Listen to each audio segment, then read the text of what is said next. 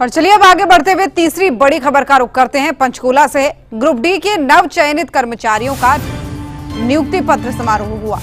मुख्यमंत्री नायब सिंह सैनी कार्यक्रम में शामिल हुए और खेल राज्य मंत्री गौरव गौतम समेत कई नेता इस दौरान मौजूद रहे। नव चयनित युवाओं को सीएम ने नियुक्ति पत्र भी इस दौरान सौंपा। पंजाब सरकार पर भी जमकर बरसे मुख्यमंत्री नायब सिंह सैनी। द्वेष भावना से काम कर रही है पंजाब की आम आदमी पार्टी की सरकार, ये उन्होंने कहा और कहा कि पंजाब में लोगों से झूठ बोल रही है पंजाब की सरकार। और क्या कहा इस दौरान उन्होंने, सुनिए। नियुक्त ग्रुप डी के अभ्यर्थियों को पिछले दिनों लगभग 7500 नए युवाओं की ज्वाइनिंग हुई थी। आज उनका नियुक्ति पत्र दिए गए हैं। उसमें अभी लगभग 1500 बच्चों को यहाँ बुलाया गया है। अभी दूसरे फेज के अंदर एक कार्यक्रम और होगा। मैं सभी नवनियुक्त अभ्यर्थियों को बहुत बहुत बधाई और शुभकामनाएं देता हूं। उनके परिवारजनों को, उनके रिश्तेदारों को सरकार का जो संकल्प है कि ट्रांसपेरेंसी के आधार के ऊपर युवाओं को नौकरी देना, उसके ऊपर हमारी सरकार का लगातार नॉन स्टॉप ये कमिटमेंट चल रहा है। और हमने जो अपने संकल्प पत्र में भी कहा है, धीरे धीरे करके हम उसको पूरा कर रहे हैं और उसको आगे बढ़ा रहे हैं। मुझे खुशी है कि इनके शामिल होने से लगभग अब तक हमारी सरकार ने 1,85,000 युवाओं को हरियाणा सरकार में नौकरी दी है। ये मात्र 10.5 वर्षों का कार्यकाल है। और हमने कहा था कि जो आपके बिल्स आते हैं, बिल्स को वेरीफाई करने के लिए कमेटी बनी हुई है। उसके अंदर ने बीजेपी ज्वाइन कर ली।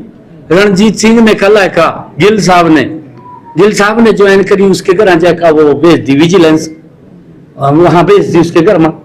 भाई तेरे के लिए पिछले 3-4 साल से था, जब तो तेन दिखाई नहीं दिया भी इसके पास विजिलेंस भेजनी है।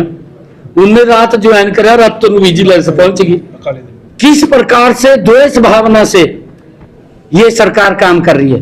ये लोगों का काम नहीं कर रही, ये तो लोगों को आवाज दबाने का काम कर रही है, उनका गला घोटने का काम कर रही है। परंतु ये भारत है, मान साहब, केजरीवाल साहब, ये भारत के लोग हैं। इन्होंने तो अंग्रेजों को यहां से बाहर भगाने का काम कराया। ये दबे नहीं। आप कैसे इनकी आवाज को दबा देंगे? अभी आपको रिजल्ट देंगे ये लोग। सर, क्योंकि हमने देखा पिछले मॉनसून में काफी प्रॉब्लम्स आई हैं।